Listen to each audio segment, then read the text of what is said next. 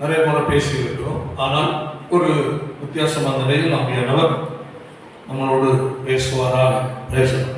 அந்த வசனத்தை வாசிப்போம். யோவான் எழுதின சுவிசேஷம் 16வது அதிகாரம் 13ஆம் வசனத்தை முதலாவது வாசிக்கிறோம்.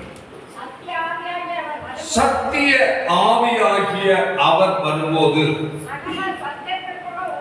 சகல சத்தியத்துக்குள்ளும் உங்களை நடத்துவார். ஆமென்.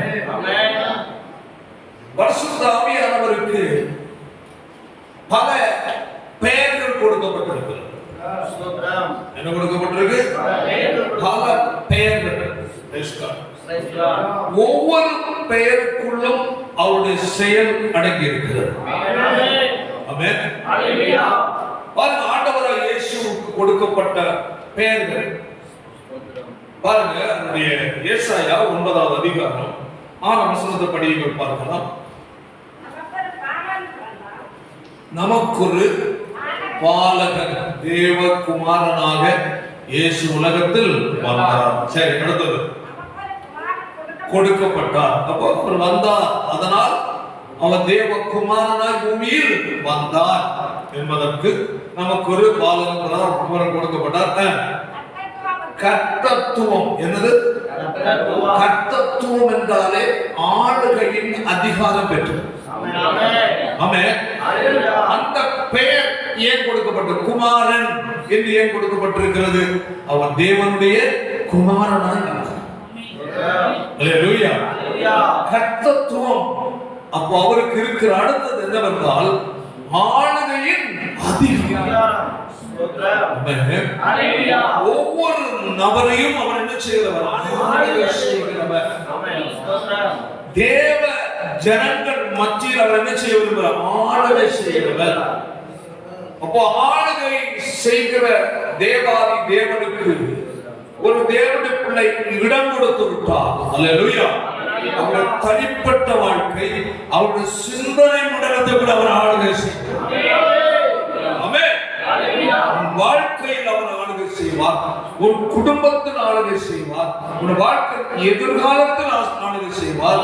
ஒரு பிள்ளைகளுடைய வாழ்க்கையில் ஆளுகை செய்வார். அல்லேலூயா. சிந்தனை மண்டலத்தில் ஆளுகை செய்வார். இருதயத்தின் நினைவுகளுக்குள்ளும் ஆளுகை செய்வார். ஆமென். சரீரத்தின் எல்லா பகுதியிலும் அவர் என்ன செய்வார்? ஆளுகை செய்கிறது. ஆமென். அவர் ஆளுகிறவர். நபரை என்ன செய்கிறவர்? நம்முடைய வாழ்க்கை அவர் கட்டுப்பாட்டுக்குள் ஒப்படைத்து விட்டார். ஆமென்.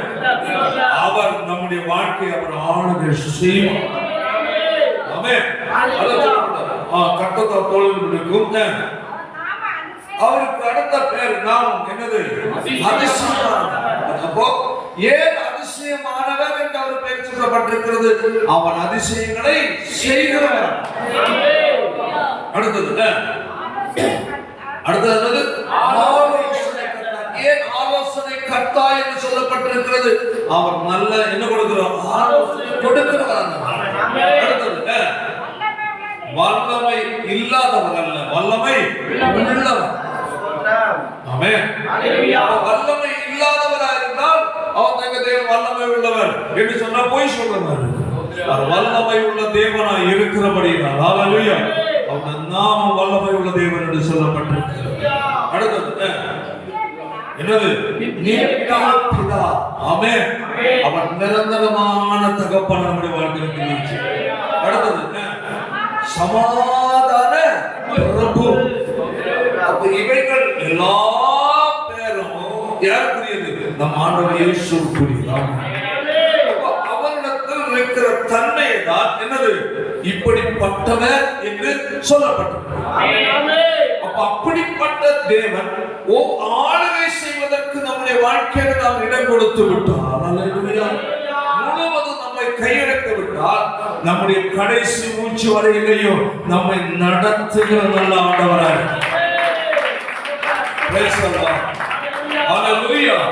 அதுதான் இங்கு நாம் சொல்ல வாசித்தோம். என்னது? சத்திய ஆவியானவர். யாரு?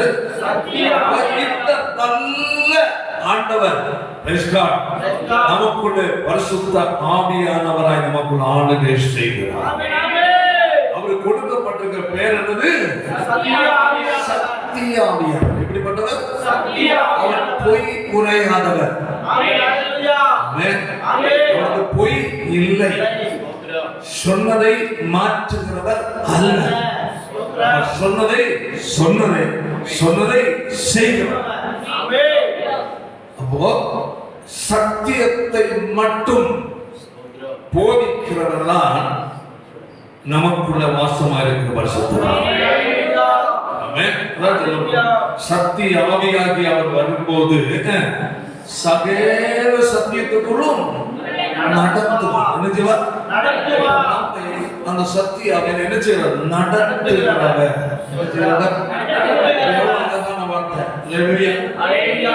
நம்மை கத்த நடத்தணும். நாம் நடக்கிறதுனால், நாம முயற்சி பண்ணி வாழ்வதனால் தான் வேதத்தின் ஒழுங்குக்கு மாறாக போய்விடும். நாம எடுக்கிற முயற்சிகள், நாம செய்கிற காரியங்கள், நாம நடந்து கொள்கிற காரியம் தான் நமக்கு என்னவா மாறுது? கண்ணியாக, பிரச்சனையாக, போராட்டமாய் மாறுகிறது. அல்லேலூயா. நான் உன்னை நடத்த வந்திருக்கிறேன். அப்போ தேவனுடைய பிள்ளை ஒரு தேவனால், தேவனுடைய ஆவியானவரால் நீ நடத்தப்பட வேண்டும் என்றால் அவருக்கு ஏற்ற நிலையில் நீ என்ன செய்யணும்?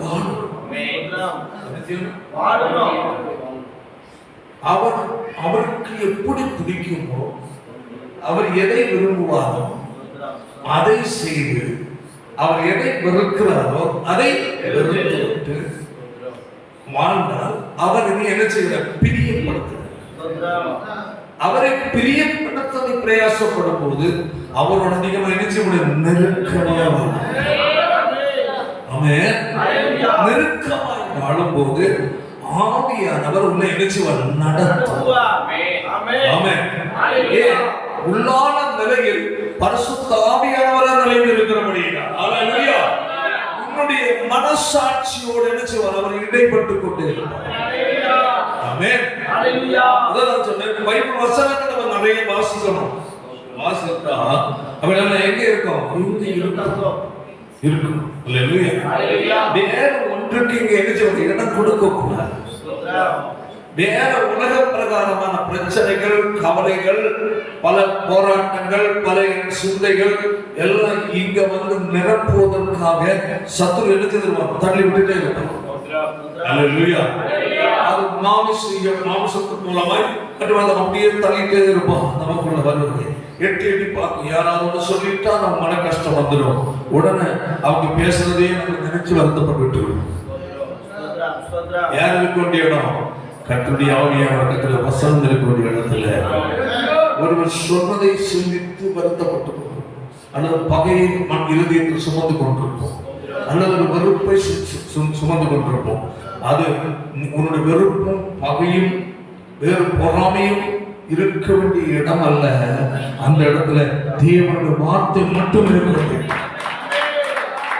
தேவனுடைய வார்த்தைக்கு மட்டும் உனக்கு நீ இடம் கொடுப்பாய் என்றால் அல்லேலூயா, பரிசுத்த ஆவியானவர் உனக்குள்ள என்ன செய்வார்? வாசம் பண்ணுவார். அல்லேலூயா. உனக்கும் தேவனுக்கும் உரிய உறவு வலுவடையும்.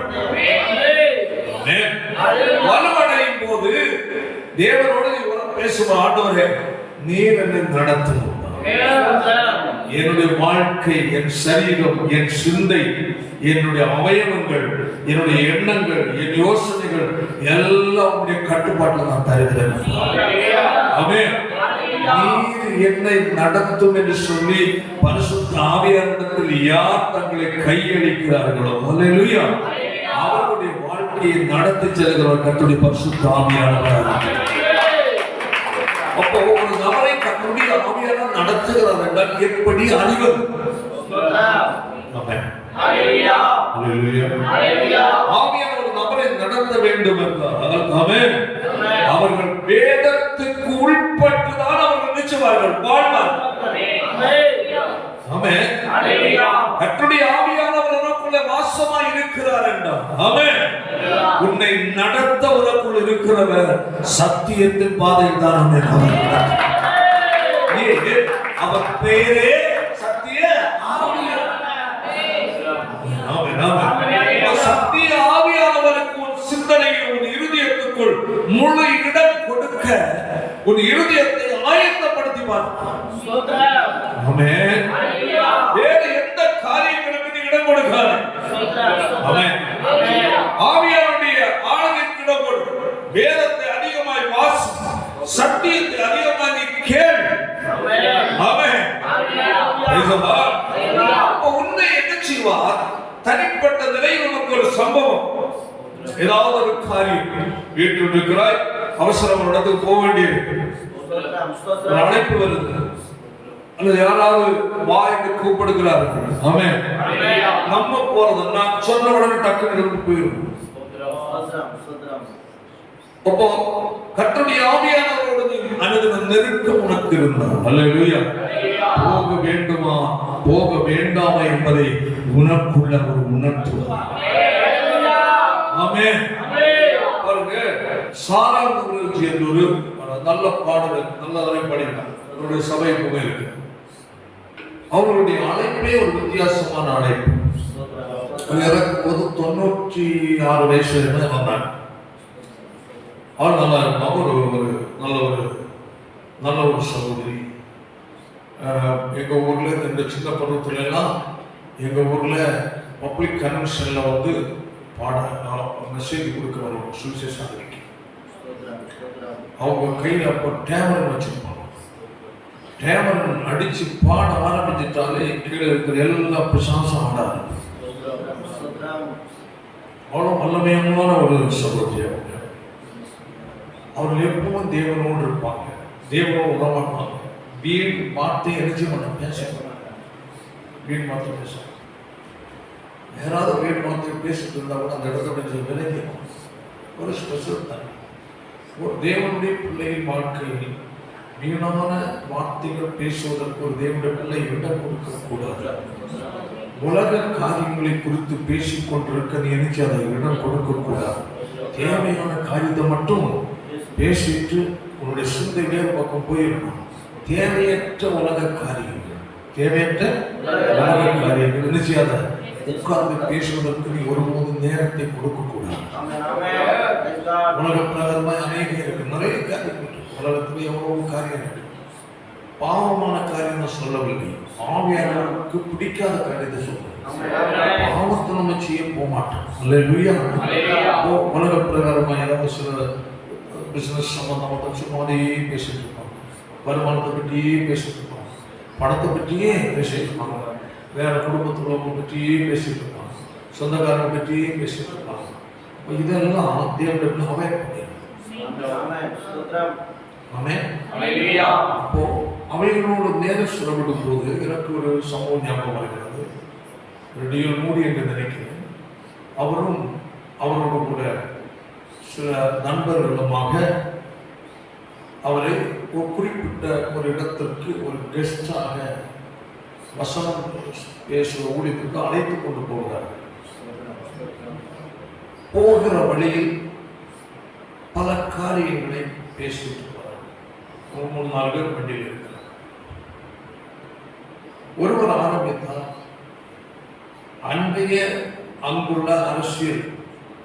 அங்குள்ள அரசியல் தலைவர்களை குறித்து பேச ஆரம்பித்தார்.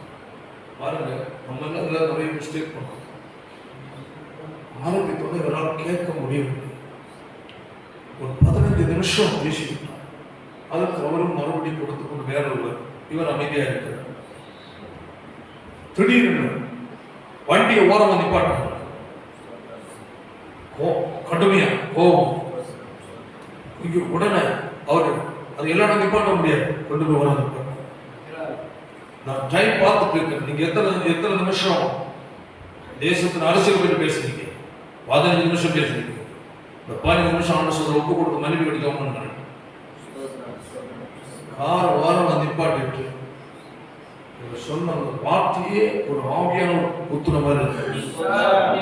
எல்லாரும் ஆனந்திச்சு வண்டிக்குள்ள 15 நிமிஷம் பேசி ஒப்பு கொடுத்து ஆண்டவர் ஒப்புரவாய் ஆண்டவரே எங்களை மன்னியும் என்று ஜெபம் பிறகுதான் வண்டியை எடுக்க வச்சோம். அப்போ நாம் பேசுகிற வார்த்தை பக்தி விருத்திக்கு ஏதுவானது அல்லாததை நம்ம பேசக்கூடாது. எதை பேசினாலும் எப்படி இருக்கணும்? பக்தி விருத்தி. என்னது? ஒருவருடைய பக்தியை சாகடிச்சிடக்கூடாது. ஒருவர் கர்த்தருக்குள் பக்தியாக இருக்கிறாங்க என்றால் நீ எதையாவது ஒன்று சொல்லி அவங்களை குழப்பிடக்கூடாது.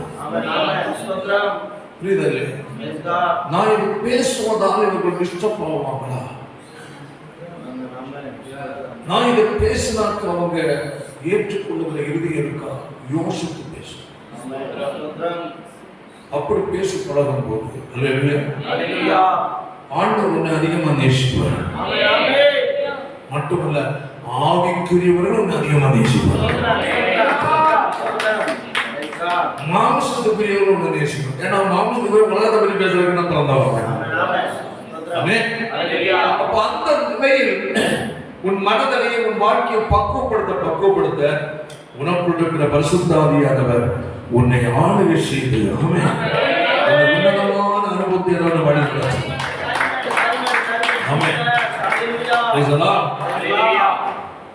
அப்போ அவன் சகல சத்தியத்துக்குள் உன்னை நடத்த வேண்டும் என்றால் உள்ளான இருதயத்தின் நிலை என்ன செய்யணும்? மாறணும். ஆவியானவர் என்ன செய்யணும்? அதிகமா நேசிக்கணும். கர்த்தருக்கு பிரியமா என்ன செய்யணும்? வாழணும். அதிகமான நேரம் தேவனோடு நேரம் செலவிடணும். தேவனோடு உறவாடணும். நீ எங்கு சென்றாலும் நீ நடந்து போயிட்டு டூர்ல போறியோ இல்ல வேலை செய்து கொண்டிருக்கிறியோ, என்ன வேலை உன்னை உள்ளான நிலையில் யாரோட ஐக்கியப்படும்? தேவனோடு வேலை முடிந்து வீட்டுல வந்துட்டா தனியாக தேவனோடு நேரத்தை சொல்லணும். அப்பா, நான் இந்த பகல் முழுதும் அந்த வேலைக்கு நான் போனப்பா, என் பல சிந்தைகள், பேச்சு, பார்வையில பல அறியாமைகள், அறிந்து அறியாமல் ஏராள குறைகள் வந்தது. எல்லாத்தையும் இரத்தத்தினால் என்னை கழுவி சுத்திகரித்துக் கொண்டு அடுத்த நேரத்தை நீ கொண்டு போகணும். எப்படி நீ வாஞ்சிக்கிறதை உனக்குள்ள எனக்குள்ள வாசமா இருக்கிற பரிசுத்த ஆவியானோடு கவனிக்கலாம். அந்த ஆவியானவர் என்ன செய்ய நடத்த மகன், என்னுடைய மகள் என்னை பிரியப்படுத்தி வாழ்வதற்கு விரும்புகிறான். அவன் நான் வெறுக்கிறதை அவன் என்ன செய்யறான்? வெறுக்கிறான். நான் விரும்புகிறத அவன் என்ன செய்யறான்? செய்ய விரும்புகிறான். அவனை நான் நடத்த வேண்டும் என்று விட்டுக் கொடுக்கணும். சொல்லணும், பரிசுத்த ஆவியானவர் நீர் என்னை நடத்த. ஆமென். அந்த உன்னத அனுபவம், அதற்கு பேரு நீச்சல் ஆழத்தின் அனுபவம். நீச்சல் ஆழத்தின் அனுபவம் வாசிக்க வேண்டும். சீக்கிரம் ஒன்று கணக்கால், இன்னொன்று முழங்கால், இன்னொன்று இடுப்பு, அடுத்தது நீச்சல். பூமிக்குரிய தொடர்பு துண்டிக்கப்பட்ட நிலை.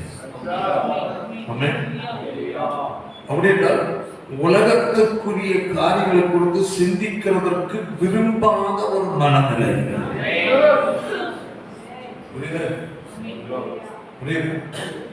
உலகத்துக்குரிய காரியங்களை குறித்து சிந்திக்கிறதற்கோ உலகத்துக்குரிய காரியங்களோட நேரத்தை செலவிடுவதற்கோ என்ன இல்லை, விருப்பம் இல்லாத ஒரு நிலைதான் நீச்சல் ஆழத்தின். அந்த அனுபவத்துக்குள் போயாச்சு நீச்சல் ஆழம் என்று வேதம் சொல்லுகிறது. நீச்சல் ஆழத்துக்கு போகும்போது இந்த இவருடைய பூமிக்குரிய கட்டுப்பாடு என்னாச்சு? விட்டாச்சு. புரியுதா? இல்லை என்ன கட்டுப்பாடு? காலைக்கே இல்ல, பூமியில இல்லதான். பூமிக்குரிய கட்டுப்பாடு அல்ல. அல்லேலூயா. அந்த தண்ணீருடைய கட்டுப்பாடுகளை மாறிட்டாங்க. அப்போ பூமியோடு நெருக்கம் இருக்கிறது வரையிலையும், உலகத்தோட தொடர்பில் இருக்கிறது வரையிலையும் ஆவியானவருடைய நடத்த முடியாது. புரியுதா இல்லையா? புரியுதா இல்லையா? அதான் அப்ப அப்போ பூமியோடு உள்ள ஐக்கியம், பூமிக்குரியதை கூட சிந்திப்பது. அதான் வேதம் சொல்லுகிறது, நீங்கள் கிறிஸ்துவுடன் கூட எழுந்தது உண்டானால் கிறிஸ்து தேவனுடைய வலது பார்சத்தில் இருக்கிற இடத்தில் உள்ள மேலானவைகளை நாடுங்கள். ஆமென். பூமியில் உள்ளவைகள் அல்ல, மேலானவைகளையே. அப்பா சிந்தை இங்க அல்ல, எங்க அங்க. அந்த மனங்களை உள்ளவர்களை தான் கர்த்தர் கரத்தில் எடுத்து பயன்படுத்துவார். அவர்களுக்கு தான் தேவன் கிருபைகளை கொடுப்பார், அவர்களுக்கு தான் தேவன் வரங்களை கொடுப்பார், அவர்களை கொண்டுதான் ஆத்துமாக்களை கர்த்தரை கொண்டு வருவார். ஆமென். அவர்கள் தான் தேவ சபைக்குள் ஆசீர்வதிக்கப்பட்டவர்களாய் மாறுவார். இந்த நிறைவு ஆவிக்குரிய அனுபவத்துக்குள் தொடக்க காலங்களில் கொஞ்சம் பேர் முற்பட்டார்கள். இல்லை, நிறைத்திருந்தால் நல்லா இருப்பார். தேவனுடைய பிள்ளையே, அல்லேலூயா. நீச்சல் ஆழத்தில் தண்ணீரில் மிதந்து கொண்டிருக்கும் போது உன் கண்ணுக்கு சுத்தி என்ன தெரியும்? நேரம் இருந்ததால் என்ன தெரியும்? கரை தெரியுமா? தெரியாது. ஆனா நீ எங்க வந்துட்டு தெரியும். ஆனா அது ஒண்ணு என்ன செய்யும்? வா இங்க கரைக்கு வா என்று அது என்ன செய்யும்? இழுத்துட்டு தான் இருக்கும்.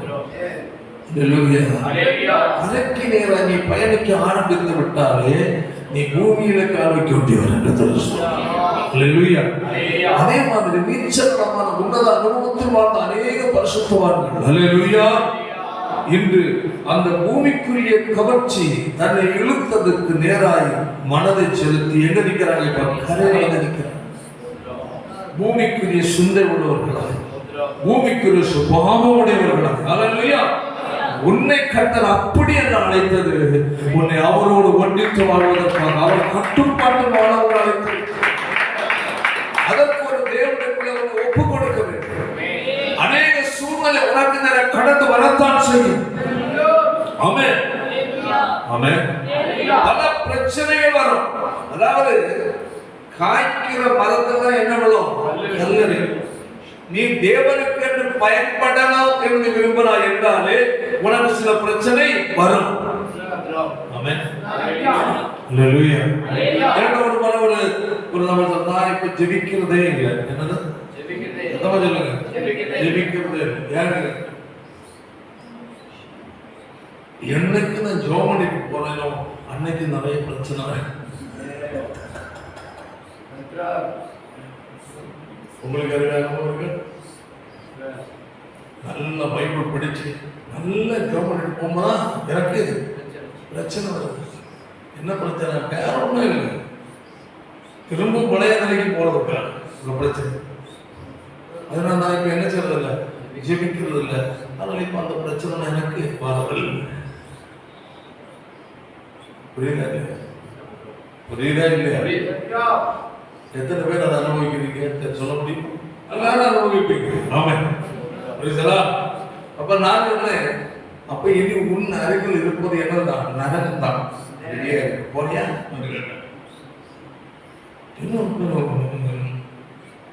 நீ மாம்சத்துக்குரிய நபராக சீக்கிரம் பல மாம்சத்துக்குரிய பல பாவங்களை நீ விழுவ. அடுத்தது உலகத்துக்குரிய நபராய் போய்விடுவ. அப்போ உனக்கு நரகம் தான் இடம். நீ எவ்வளவுக்கு எவ்வளவு நீ தேவனை நேசிக்கிறாயோ அவன் அவ்வளவுக்கு அவ்வளவு சத்துரு உனக்கு எதிரியாக தந்திருப்பான். புரியுதா இல்லையா? ஆமென். எவ்வளவுக்கு எவ்வளவு நீ கர்த்தரோடு ஐக்கியப்பட விரும்புகிறாயோ அவ்வளவுக்கு அவ்வளவு சாத்தான் உனக்கு எதிரியாக கை வைக்க முடியாது. காரணம் யாரோட இருக்கிறார்? தேவனோட இருக்கிறார். கை வைக்க முடியாது. ஆனா கை வைக்கிறது கொண்ட பின்னாடி இழுப்பான் பல சூழ்நிலையை போட்டு. புரியுதா இல்லையா? ஒரு தேவனுடைய பிள்ளை ஆவியில் நீ வாழும்போது, ஆவியானவருக்கு இடம் கொடுத்து தேவ பிரசன்னத்தில் வாழும்போது உன்னை பார்த்து சத்துரு நடுங்குவான். தேவனுடைய பிரசன்னத்தில் நீ வாழ்ந்து பாரு. ஆமென். உன் அருகில் சத்துரு நிற்க முடியாது. காரணம் உன்னிலிருந்து பட்சிக்கிற அக்கினி சத்துருகிற கடந்து செல்லும்.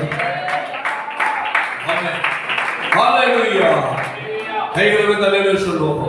அதான் ஒரு உன்னதமான அனுபவம். ஆமென். எவ்வளவு கூட தேவ பிரசன்னத்தை வாஞ்சிக்கிறாய். ஆண்டவரே என்ன நிரப்பும், ஆண்டவரே போதாத ஆண்டவரே இன்னும் என்ன நிரப்பும். ஆமென். வல்லமை நிரப்பும் ஆண்டவரே. நான் நிறைந்த ஒரு வாழ்க்கை வாழ எனக்கு உதவி செய்யும் என்று கேட்டுக்கார். தேவ பிரசன்னம் அப்படியே உண்மையில் அப்படி இறங்கி கொண்டிருக்கிறது உணர முடியும். ஆமென் ஆமென் ஆமென். ஹalleluya. அதற்கு தேவை எனது ஒரு வாஞ்சை. ஆமென் ஆமென். அந்த வாஞ்சையில் நீ ஆவியானவரோடு நெருங்குகிறாய் என்றாலே உன்னை மீண்டும் கவனி பழைய நிலைக்கு நேராக இழுப்பதற்கு சத்துரு நினைச்சுவான். பல சூழ்நிலை கொண்டு போன பிரச்சனைகள் ஒரு முதல்ல சிந்தனையில கை வைப்பான். யோசனைகள் சொத்து கை இப்படி வேற ஒன்றும் இல்லை. நீ நல்ல ஆவிக்குள்ள கத்தோடு உறவாடும் போது ஏதாவது ஒரு தேவையற்ற எண்ணத்தை பாவம் அல்ல, உலக பிரகாரமான எதை ஒன்று நீ கவலைப்பட்டு இருக்கிறதுன்னு ஒன்று போடும். அதுக்கு சூழ்நிலை கொண்டு வரும். சூழ்நிலை கொண்டு வந்து இனி அந்த சூழ்நிலையை பார்த்து இப்படி போச்சு என்ன செய்யும் அப்படி இப்படி இல்லைன்னா யார் மேலேயாவது என்ன ஒரு சின்ன ஒரு எரிச்சல் என்னது அது ஈஸி சத்துரு. ஏன்னா அவனுக்கு சொந்தமாக்கணும் என்றாலே உனக்குள்ள அவனுக்கு பிடிச்சது உனக்குள்ள வரணும். தூண்டு போட்டுதான் எரிச்சல் ஆவி யாரிடத்திலிருந்து காயின் ஆவி. எரிச்சல் ஆவி யாரிடத்திலிருந்து சவுரிடத்தில் இருக்கு. புரியுதா? அந்த எரிச்சல் அல்லது கசப்பு அல்லது ஒரு பொறாமை இதை கொண்டு போட்டுட்டாலே புரியணும். இது யாருடையதல்ல, தேவனுடையது. யாருடையது? சாத்தானுடையது. மீன் பிடிக்கணும்னா அதுல என்ன போடணும்? வெறும் தூண்டுல மட்டும் போட்டா வந்துடல, ஓடி ஒழிச்சிடும். அதுல என்ன போடணும்? மீன் புழு, மீன் சாரி புழு கோர்த்து போட்டாதான் பார்க்க முடியும். அதுக்கு பிடிச்சது. அதுபோல ஒரு தேவனுடைய பிள்ளையை சாத்தான் தனக்கு சொந்தமாக மாத்தனாலே அவனுக்கு பிடிச்ச காரியத்தை உன்னுடைய சிந்தனை மன்றத்தில் போடுவான்.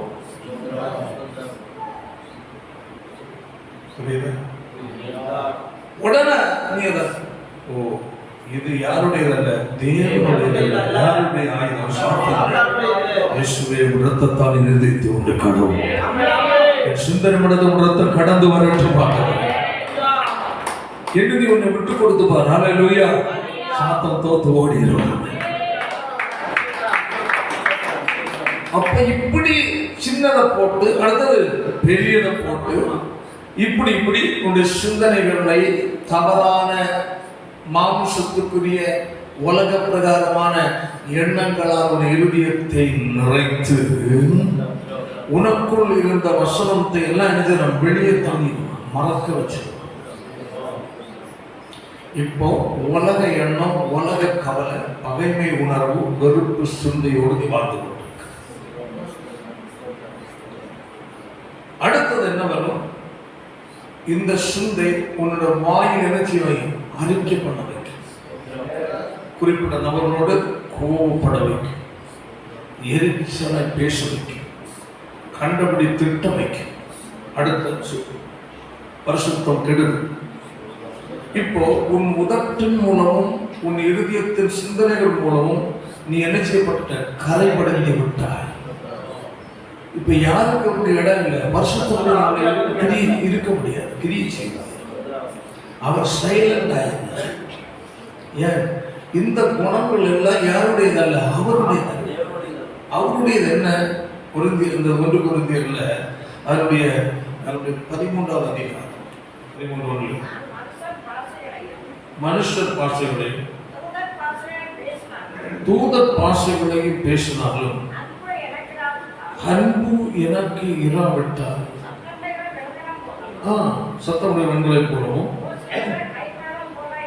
இருப்பேன். பாருங்க, அதில் என்ன சொல்லப்பட்டிருக்கு என்றால் ஒரு மாமிஷிகமான செயல்பாடுகளை தூண்டுகிற பாருங்க என்ன சொல்லப்பட்டிருக்கு. என்ன பாசை?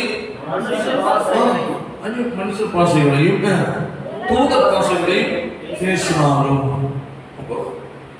இப்போ அந்த வெறுப்பு மனதில் இருந்தாலும் சபையில வந்து சில நேரம் சுயமா என்ன செய்யணும், அந்நிய பாஷை பேசணும்.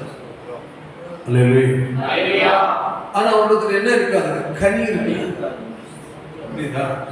இவர்கள் தாம் பழகும் பாஷைய சபையில வந்து எல்லாரும் ஆவியில் ஆராதிக்கும் போது ஒரு தேவ பிரசன்னம் சபைக்குள் இறங்கும் போது இவர்களுக்கு அந்த பிரசன்னம் இவர்கள் டச் ஆகும். உடனே அந்நிய பாஷை பேசுவாங்க. ஆனா என்ன மாறாது, குணம் மாறாது. தண்டக பேசி அடுத்து இருக்கிற வாசிப்போம். நான் தீர்க்க தரிசன வரத்தை உடையவனாக இருந்து ரகசியங்களையும் அறிந்தாலும் விசுவாசம் உள்ளவனாக இருந்தாலும் எனக்கு நாவிட்டால் ஒன்றுமில்லை. அடுத்தது எல்லாவற்றையும் நான் அன்னதானம் பண்ணினாலும்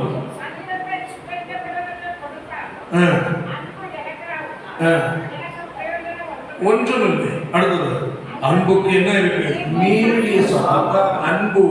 நீ ஆவிக்குரியவனாய் இருக்கிறாய் என்றாலே இந்த குணங்கள் உனக்குள் இருக்கும். குணம் உனக்குள்ள இருக்கும். அப்போ அந்த ஆவிக்குரியவன், நீ தேவனுடைய பிள்ளை. ஆமென். அப்படின்னா உனக்குள் அந்த பரிசுத்த ஆவியானவர் விரும்புகிற காரியங்கள் இவைகள் தான். அன்பு என்ன உள்ளது, நீடிய சாந்தம். என்ன உள்ளது, ரொம்ப பொறுமை சகிக்கிறது, சாந்தமான பதம். என்னது, ஒரு ஆள் கோபமா பேசுற, என்ன பண்றது, நம்மள கோபத்தை தூண்டி விடுறதுக்கு விசுவாசம் கொஞ்சம் பேர் என்ன பண்ண ரெடி பண்ணி வச்சிருக்கோம். பேசிட்டு அப்புறம் இருந்துட்டு என்ன சரி சாசம் வந்தவங்க சாப்பிட்டு நம்ம என்ன செய்யலாம், யாராவது சாசம் எனக்கு வராத காத்து நிஜம் பண்ணணும். பொறுமை, நீடிய பொறுமை. பொறுமையை நீடி சாந்தம். பதில் சாந்தமா கொடு. எப்படி கொடு, பேரில் சாந்தம். பேர் என்னது, சாந்தம். ஆனா வெளிப்படுகிற குணம் சாந்தம் என்னது, கொடூரம். அப்போ உண்மை கோபப்படுத்தினாலும் எப்படி பதில் கொடு, சாந்தம்.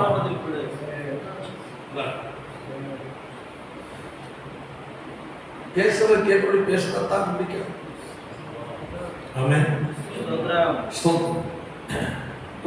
பாருங்க, சாந்தம், நீடி சாந்தம். என்னது, தயவு காட்டு. தயவு. ஒரு யாராவது ஒரு சூழ்நிலை மனசுல இருக்க, சரிங்க, தயவு காட்டுவோம். ஒரு நேரம் ஏதாவது ஒரு காரியத்தை அது ஒரு வேலை உங்களுக்கு தீங்கு செய்தால் கூட நீங்க சகித்து என்ன செய்ய, அவங்க தயவு காட்டும். தயவு என்ன இல்லை, என்ன இல்லை,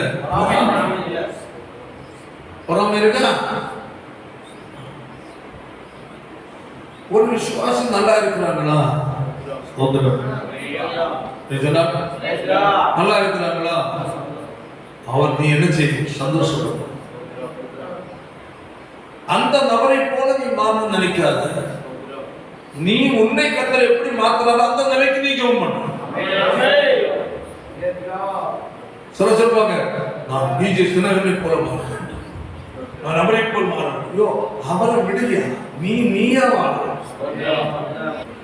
அவரை போல மாறணும், இவரை போல மாறணும், அப்படி மாறணும்னு சொல்லி ஆசைப்பட்ட நீயா மாறினா போதும். உனக்கு என்ன ஒரு இதை உனக்கு கொடுத்திருக்குது. என்னை குறித்து நீர் என்ன விரும்புகிறீர், நான் என்ன செய்ய வேண்டும், அதுபோல என்ன மாற்ற மாட்டேன். சிலருக்கு நல்லா ஜெபிக்கணும் ஆசை. என்னது, சிலவங்களுக்குள்ள எப்படி இருக்கா, ஜெபிக்கிறவங்களை ஜெபிக்காம தடுக்கிறவர் என்ன. சிலருக்கு சாத்தா பாபா இவன் நல்லா ஜெபம் பண்றான், ஜெபத்துல என்ன கொடுத்தோம்? தூக்கத்தோம். என்னது? சாஸ்திரி ரொம்ப சந்தோஷம். ஜெபிச்சுட்டு இருக்கிற விசுவாசி தூங்குனா யாருக்கு சந்தோஷம்? சாத்தானுக்கு சந்தோஷம். மச்சானுக்கு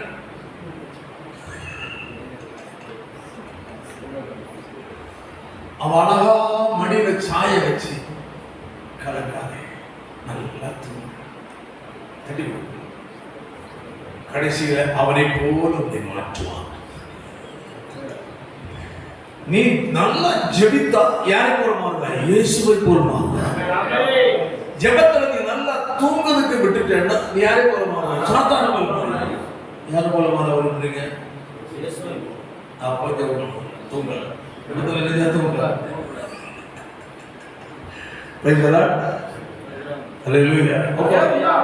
அந்த தேவனோட உறவாட வேண்டும் சிந்தனை. தூக்கம் வருதா? எழுப்புதுன்னு சொல்லணும். எப்படி சொல்லணும்?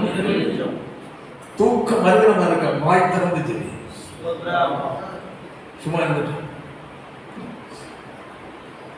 அப்படி இருந்தாலே தூக்கம். ஏசப்பா உமக்கு ஸ்தோத்திரம்னு ஆரம்பிச்சு தூக்கம் போயிடும், விடுதலை வந்துடும். தேவனோடு உறவாடுவதற்கு தேவனுக்குள்ள என்ன செய்யக்கூடாது? தயங்கக்கூடாது, வெட்கப்படவே கூடாது. கர்த்தர் கொடுத்த அந்நிய பாஷையை நீ பேசி ஜெபிக்கணும். ஹல்லேலூயா. யார் என்ன நமக்கு மேட்டர் கிடையாது. ஆமென். ஓ பாருங்க, அடுத்தது பொறாமை என்ன இருக்கக்கூடாது? ஜெபிக்கிறவங்களை பார்த்து நீ என்ன செய்யாத? பொறாமை. ஒரு விசுவாசி சர்ச்சைக்கு அப்பப்போ வராங்களா? பொறாமைப்படாத. ஆமென்.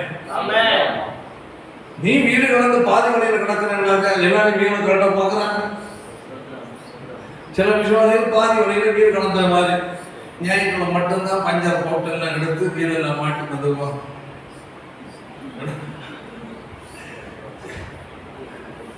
சில வண்டிகளுக்கு நெட்டு டைட் பண்ண விட்டா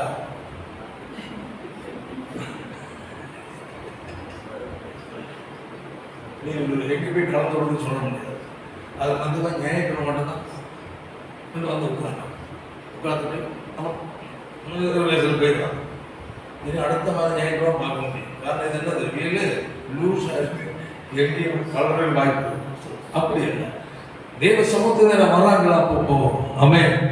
அவர்கள் தேவனை நேசிக்கிறது தான் வர்றாங்க. மனிதனை நேசிக்கிறவங்க அல்லேலூயா. தேவனை யார் நேசிக்கிறார்களோ அவங்க தேவ சமூகத்தை ஓடி வருவாங்க. ஆமென். தேவனை யார் அதிகமாக நேசிக்கிறார்களோ நான் தேவனுக்கு ஏதாவது செய்ய வேண்டும் என்று துடிப்பார். ஆமென். தேவனை யார் அதிகமாக நேசிக்கிறார்களோ எப்படியாவது சிலரை கர்த்தரண்டை வழி நடத்த வேண்டும். தேவனை யார் நேசிக்கிறார்களோ அப்படி நேசிக்கிறவங்க கர்த்தருக்கு என்ன செய்வாங்க? கொடுக்கும் செய்வாங்க. கர்த்தருக்கு கொடுப்பதில் உண்மையா இருக்கிறார் என்றாலே அந்த மனுஷன் தேவனை என்ன செய்கிறார்? நேசிக்கிறார், நேசிக்க முயற்சிக்கிறார். இதெல்லாம் அதோட அம்சங்கள். அடுத்தது பொறாமை இல்லை.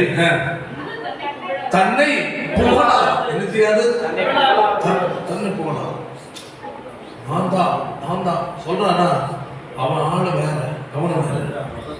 சிலருக்கு என்னவென்றால் அவர்களை காட்டிக்கொள்ள வேண்டும். நான் தாங்க தன்னை சிலவங்க போட்டோ அதிகமா என்ன செய்வாங்க? எடுத்து ஸ்டேட்டஸ்ல வைப்பாங்க. வைக்கிற தப்பு இல்லை. சில பாஸ்டர்ஸ் நான் பார்த்தேன், அவங்க போட்டோ எடுக்கிறதுக்குன்னு சிலர் வச்சிருப்பாங்க. நிறைய பாஸ்டர்ஸ் நிறைய பழகிறதுனால போட்டோ எடுக்கிறதுக்குன்னு அவங்க கூட ஒரு ஆளை கொடுப்பாங்க. இவர் எதுக்குன்னு விரும்புகிறாரோ அப்போ உடனே கடைசியில் ஃபேஸ்புக்லயும் வாட்ஸ்அப்ல வரும்போது யாருக்கு மூஞ்சா நிற்காங்க? அவங்க மூஞ்சா அப்படின்னு அவங்க பிரதானின்னு அர்த்தம். அதான் என்ன என்ன விரும்புறாங்க? அவங்க தன்னை புகழ பார்க்கிறோம். அதாவது அந்த தற்புகழ்ச்சி இன்னும் எல்லா இடத்துலையும் போனா அவர்களை முக்கியத்துவப்படுத்தணும். என்ன செய்யணும்? அவ்வளவு மெயினா எடுத்துக்கணும். அவர்களுக்கு தான் முக்கியமா அவங்கதான் தன்னை பற்றி பொய்யாக பெருசா பேசி மதிப்பு பெற்றுக் கொள்ள விரும்பும் நிறைய பேர். அதான் வேதம் தான் சொல்லுகிறது. எவ்வளவு பெரிய தப்பு அது, ஆவிக்குரிய காரியம் அல்ல. அல்லேலூயா. என்னது? தன்னை புகழாது, தன்னை குறித்தே தான் பேசுவதே, தன் செய்ததே, தான் நடந்து கொண்டதே. சிலவங்க பார்ப்பாங்க தன்னுடைய பிள்ளைகளை குறித்தே பேசுவாங்க. அல்லேலூயா. நேரம் பேச நினைச்சிருக்கிறேன். அவங்க பிள்ளைகளை கொடுத்து அவ்வளவு சம்பளம் எவ்வளவு இருக்கு அப்படி சொல்ல ஆரம்பிச்சாலும் உன் பிள்ளைக்கு இன்னைக்கு வரபோது எந்த காலத்துல யாருக்கு பிள்ளைகளை நினைச்ச புகழாது, பெருமையா பேசாம ஏதோ ஆண்டவர் நடத்துல பிள்ளைகளை கற்றுக் கொடுத்தது அவர் எல்லாம் பார்த்துக்கிறார். இந்த புகழ்ச்சி என்பது யாரும் பிடிக்காது. புகழ்ச்சி பிடிக்கிறது யாருக்கு? சாத்தான். அவன் மேட்டிமை பெருமைப்பட்டான். அல்லேலூயா. என்ன சொல்றது தெரியுமா? அல்லேலூயா. ஆமென். புகழ்ச்சி என்பது ஒரு வீழ்ச்சிக்கு அடையாளமாக. ஆமென். அடுத்தது எங்கேயோ அவருக்கு ஒரு பிரச்சனை வரப்போகுது. ரொம்ப கோபம். அநேக தேவனுடைய பிள்ளைகள்ல சிலர் பார்த்திருக்கிறேன், தன்னை கொடுத்தும் தன் குடும்பத்துக்கும் தன் பிள்ளைகளை கொடுத்து பெருமையா பேசிட்டே இருப்பாங்க. தயவு செய்து அப்படி பேச போறாங்க. ஆமென். எப்படி இருக்கிறாங்க? ஏதோ தேவன் நடத்துல அங்க விட்டு பிள்ளைகள் எப்படி இருக்கிறாங்க? இது ஆண்டோடைய கிருபையால கர்த்தர் பாதுகாக்கிறார். எங்க கையில ஒண்ணும் இல்ல, அப்படி விட்டு பாரு, உன் பிள்ளைகள் நல்லா இருப்பாங்க. அவன் வீர புலி. அவன் யார் தெரியுமா? வீரப்புல கூட இருந்தவன். அதெல்லாம் சீக்கிரம் முடிஞ்சு அப்படி சொன்னவங்க அநேக பிள்ளைகளுடைய நிலைமைகள் பாதிக்கப்பட்டிருக்கு. நான் ரொம்ப வேதனைப்படுறேன். ஐயோ, நான் அன்னைக்கு எத்தனை முறை சொன்னேன், தன் பிள்ளைகளை பெருமையா பேசியே தன் பிள்ளைகளை என்ன சொன்னாங்க? கெடுத்தாங்க. கவனமா இருக்கு. அடுத்தது இருமாப்பு. எதற்கும் மனசை விட்டு கொடுக்கிறது. தான் நினைச்சது என்னது?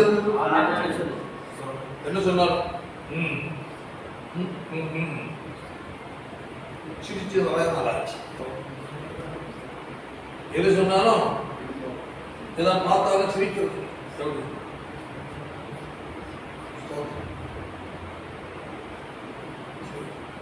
எப்ப சிரிப்பேன்?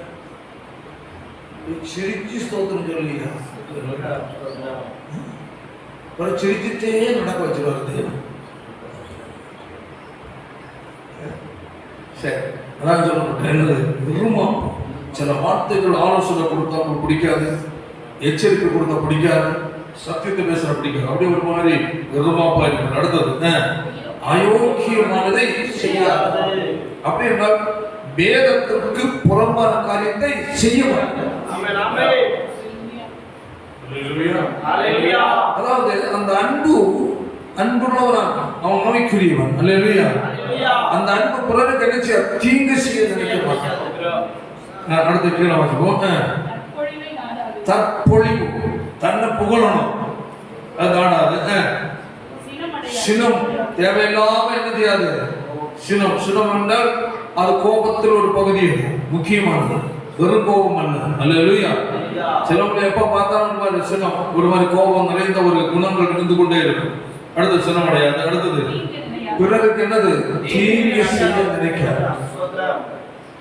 அடுத்தவன் நல்லா இருக்கிறானா சந்தோஷப்படுறான். இவனுக்கு ஏதாவது வெளி தூரத்தோடைய குத்தி விட்டியது. என்னது? அவங்களுக்கு நல்லா இருக்கிறேன், ஆமா நான் உனக்கா என்ன ஜோம் பண்ணேன், மறுபக்கத்தோட வெடி வைக்கிறது. அவங்களோட ஏதாவது ஒரு குழப்பி விட்டுட்டு கண்டுக்கிடாம இது யார் செய்து தெரியுமா என்றார். என்ன இப்பதான் நல்லா பேசிட்டு போறான். அப்படி அதுதான் அங்கே ரொம்ப ஏறும். இந்த குணத்தை விட்டுறோம். ஒரு ஆள் சந்தோஷமா இருக்கிறாங்க, ஒரு ஆள் தேவனோட நெருக்கமா இருக்கிறாங்க என்றாலே அதை எப்படியாவது பிரிக்கணும். இது இப்படி விடக்கூடாது. விட்டா நமக்கு சங்கடம். அதை நினைக்க உனக்குதான் ஆபத்து உள்ளது.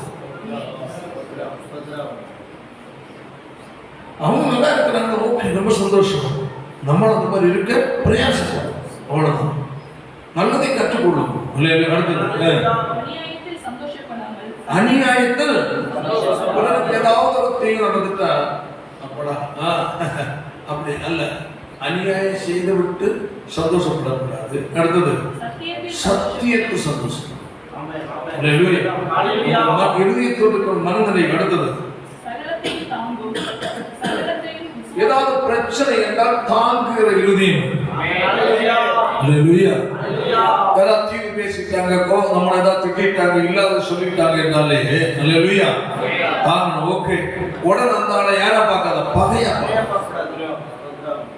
யாராவது ஒன்று பேசிட்டு அந்த ஆளை ஒரு எதிரி மாதிரியே பார்க்கணும். சிலருக்கு சில எண்ணங்கள் உண்டு. தான் குறிப்பிட்ட நபரிடத்துல பேசலையா, வேற யாரும் அந்த நபர்கிட்ட பேசக்கூடாது. இப்படி ஒரு ஆவி இருக்கு தெரியுமா? இது பொல்லாத ஆவியா. அந்த நபர் ஒரு ஆட்டு பேசல, பிடிக்கல, அவரை பிடிக்கல, இல்லை ஏதாவது அவங்களுக்குள்ள ஏதோ கஷ்டம். வேற ஒரு தான் பழகிற நபர் அந்த அவர்கிட்ட பேசணும். அவங்க எல்லாம் ஒன்றும் ஆயிட்டாங்க. ஏன் ஒன்றும் ஆயிட்டாங்க? உனக்கு என்ன ஆச்சு? அந்த ஆண்டு அவன் பேச உனக்கு இல்லையா? அப்ப உனக்கு எல்லாம் கொடுக்க சண்டைக்காரங்க அவங்களுக்கு எதிரியா? நீ கொடுத்து போய் சண்டை போட்டு நடக்கிற. சண்டைக்கு பண்ணலாம். எல்லார்கிட்டையும் சண்டை பிரச்சனை. என்னது? யார்கிட்டையும் அன்பா இருக்க மாட்டோம். எல்லார்கிட்டையும் ஏதாவது நல்ல நேரம் அவங்கள்ட்ட பிரச்சனை பண்ணிட்டு பகையை கொண்டு பண்ணிடுவோம். ஆனா அவரோட வேற நாள் பேசிட்டு இருந்தா அந்த அனுபவம் சில பாசமாக கொடுது. அது ஒரு பொல்லாத பிசாசுகள். தேவனை விட்டு பிரிக்கிறதற்கு சத்துரு போடுகிற ஒரு ஆயுதம். தேவனுக்கு அதுல கவனமா இருக்கும். அல்லேலூயா.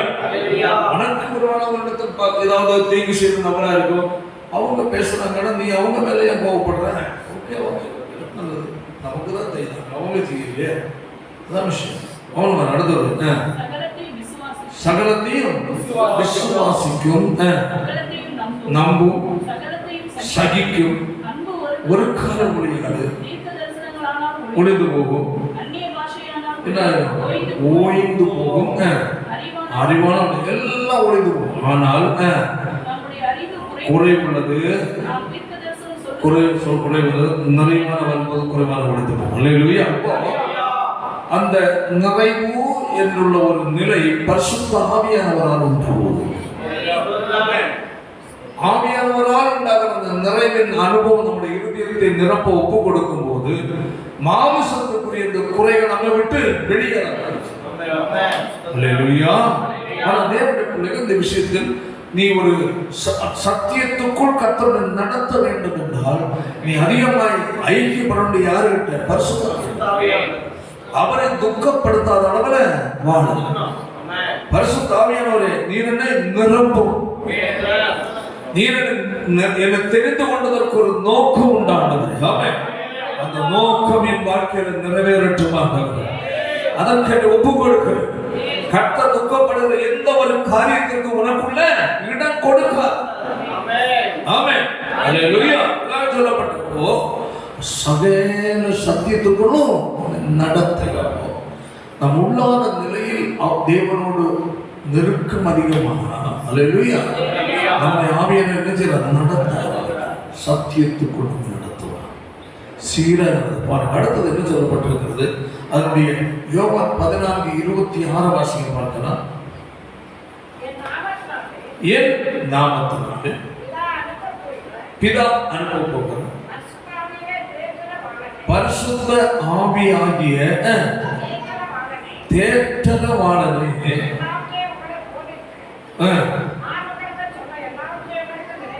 ஆமென். அல்லேலூயா. என் நாமத்தினாலே பிதா அனுப்ப போகிற யாரு? பரிசுத்த ஆவியாகிய யாரு? தேற்றரவாளன். வேற ஒரு பேர் இல்ல. நேரமா பார்த்தா என்ன? சத்தியத்துக்குள் நம்ம நடத்துகிறவர். அப்ப நடத்த அவர்கிட்ட விட்டு கொடுக்கணும். ஆமென். அந்த 14வது அதிகாரத்துல அல்லேலூயா 16ஆம் வசனத்தை படி பார்க்கலாம். நான்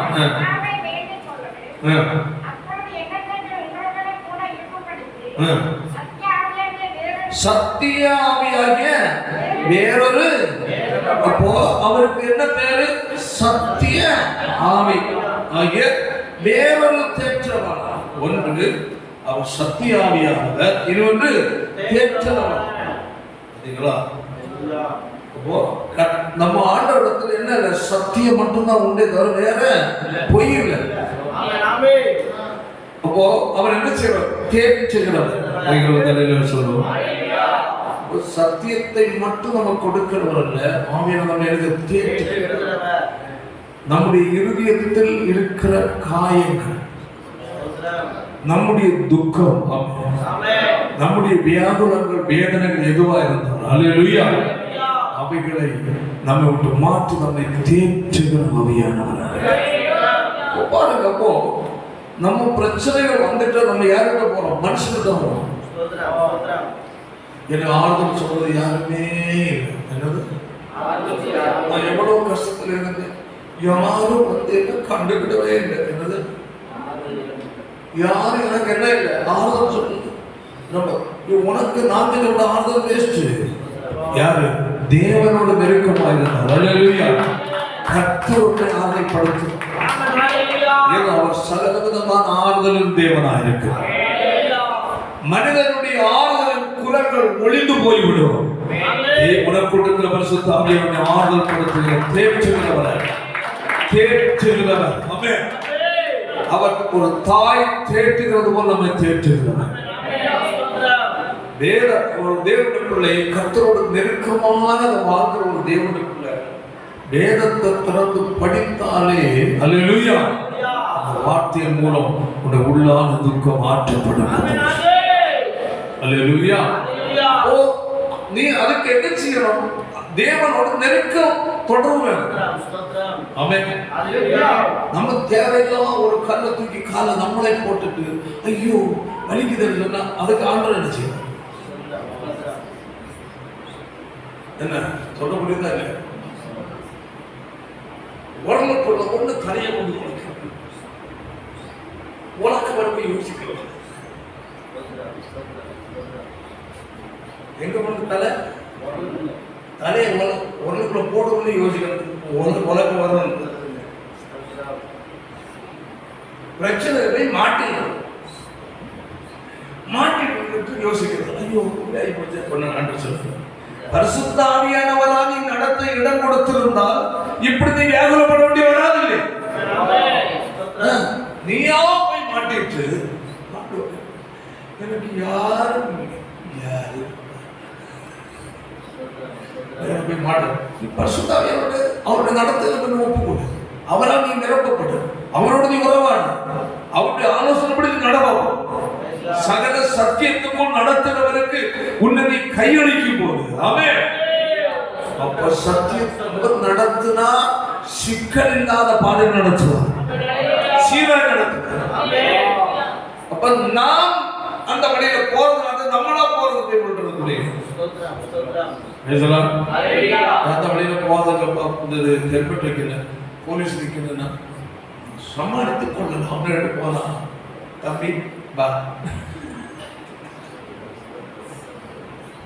அப்போ எச்சரிப்பு கிடையாது. என்னது, போலீஸ் நிற்கிறாங்க, ஹெல்மெட் வச்சுட்டு போவாங்க, பிடிப்பாங்கன்னு சொல்லிடுவோம். துணிஞ்சு போனா என்னதான் தலையை போட்டு அதே மாதிரி மாட்டேன். ஒரு தேவனுடைய பிள்ளை பாருங்க, சோதனையை சகிக்கிற மனுஷன் பாக்கிறான், உத்தமன் என்று விளங்குற பிறகு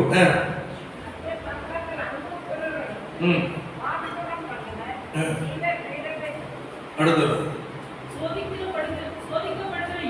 சோதிக்கப்படுகிற எவனும் ஆண்டவர் என்ன சோதிக்கிற சோதனையில 3 பகுதி இருக்கு. ஒன்று, தேவன் நம்மை சோதிப்பதென்றால் நம்ம ஆவிக்குரிய தரம் உருவாகும். எப்படி போக மாட்டோம்? சோர்ந்து போக மாட்டோம், முன்னாடி போக மாட்டோம், முன்னோடி தான் போவோம். அது தேவன் நம்மை அந்த பாதை நடத்துவது. சாத்தான் கொடுப்பதும் நம்மளை இல்லாமல் பண்றது. அந்த இதுல உன் சுயமாய் நிற்க மாட்டோம். வாசிக்க அடுத்தது, தேவன் பொல்லாங்கினா ஒருவரை என்ன செய்யறோம்ல, சோதிக்கிறோம்ல இல்ல. அவனவன் சுய இச்சை, என்னது, தனக்குள் உண்டாகிற ஆசை. அல்லேலூயா. உனக்கு இப்போ ஒரு 10,000 வருமானம், அதுல 10 வருமானம் 10,000 வருமானம் இருக்குன்னு வச்சுக்கிட்டோமா, நீ ஒரு 20,000 ரூபாய்க்குள்ள பொருளை நீ விரும்புகிற என்றாலே அதை சரி பண்றதுக்கு உன்னால் முடிந்தால் மட்டும்தான் விரும்ப முடியும். அதை உன் ஆசை என்ன செய்யுதுன்னா அதை மேல் வாங்க வைக்கிறது. இப்போ உன வருகிற வருமானத்தை வச்சு அதை சரி பண்ண முடியும். அதான் நம்ம பிரச்சனை. நம்முடைய ஆசை சிக்கல்ல கொண்டு விட்டுறது. நம்முடைய ஆசை இருந்தா ஆசைப்படக்கூடாது. பட் நீ விரும்புற, ஓகே, நம்முடைய வருமானத்திற்கு இதை நம்ம சரி வாங்குவதற்கு முடியாது. என்னைக்கு தேவன் நமக்கு தருகிறாரோ அன்னைக்கு வாங்கலாம். அப்போ நம்மள ஆசைப்படுவது சிக்கல் கொண்டு நம்ம பார்க்கணும். நமக்கு நிலைமை என்ன, இதை வாங்க நமக்கு முடியும்.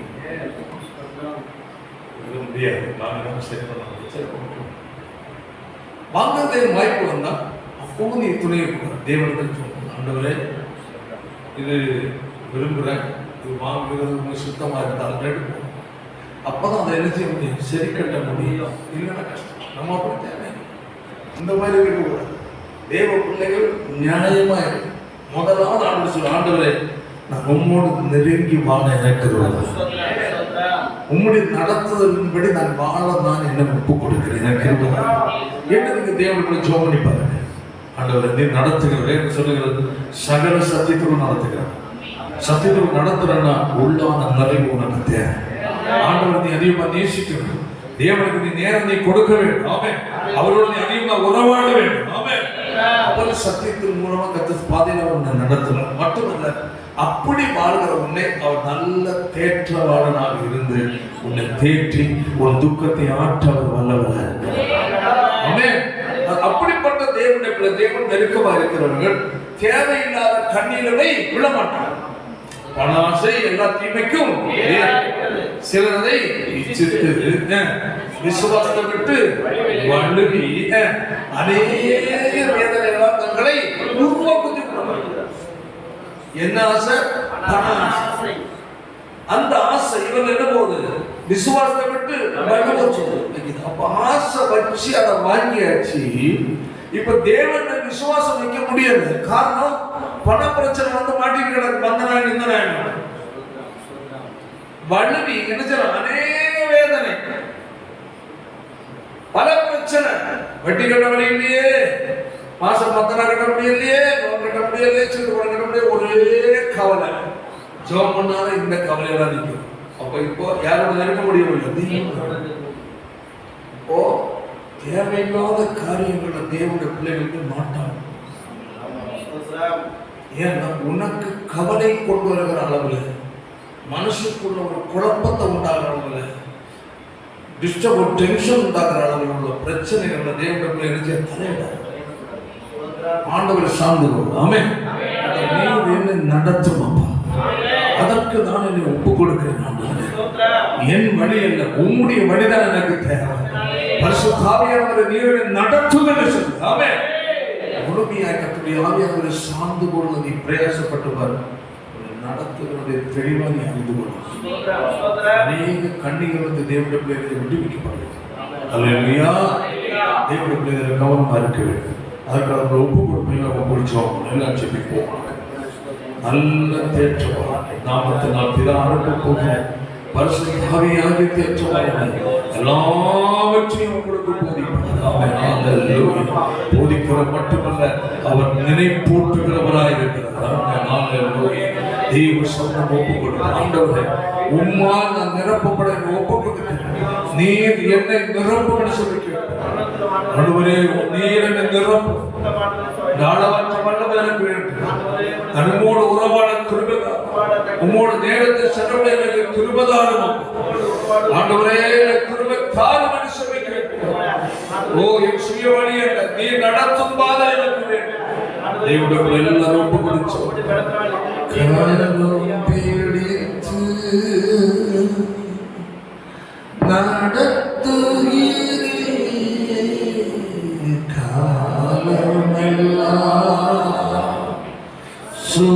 சுமக்கின்றி கரம்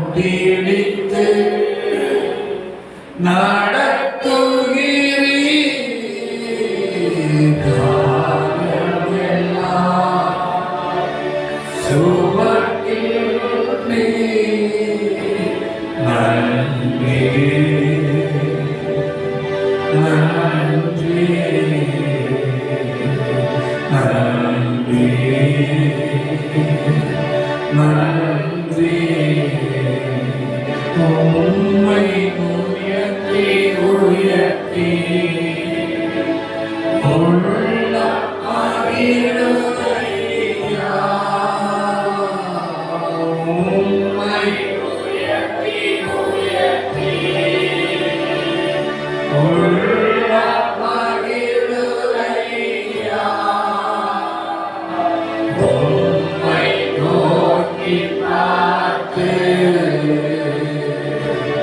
என் இதயம் துள்ளுதையா. அன்பான தேவனுடைய பிள்ளைகளே, கர்த்தரோடு ஒன்றித்தவாக கர்த்தர் நடத்துகிற நிலையில் வாழ்வதற்கு நம்மளை ஒப்புக் கொடுப்போம். ஆண்டவரே, என்னை நிரப்பும். உம்மோடு நான் வாழ, உம்மால் நான் வாழ வேண்டும், உம்மால் நடத்தப்பட வேண்டும். என் சொந்த வழிகள் அல்ல, நீர் என்ன நடத்தும் என் தெய்வ சொந்த ஒப்பு கூட சொல்லுவோம். நாமே நல்ல வேலைக்காக பரிசுத்த ஆவியானவர் எங்களுக்கு சத்தியத்துக்குள் நடத்துகிறவர், மட்டுமல்ல எங்களை தேற்றுகிற நல்ல தேற்றவாளனாக நீர் எங்களுக்கு நினைப்பூட்டுகிறவராக இருக்கிறார். ஆவியானவரே, உம்முடைய நடத்துதலுக்கு எங்களை நாங்கள் ஒப்புக் கொடுத்து நீர் நடத்தும் பாதையில் நாங்கள் வாழ கிருபை தருவீராக. கர்த்தர் நடத்த வேண்டும் என்றால் தனிப்பட்ட நிலையில் கர்த்தரோடு உள்ள உறவு வலுவடைய வேண்டியது அவசியமாக இருக்கிறது.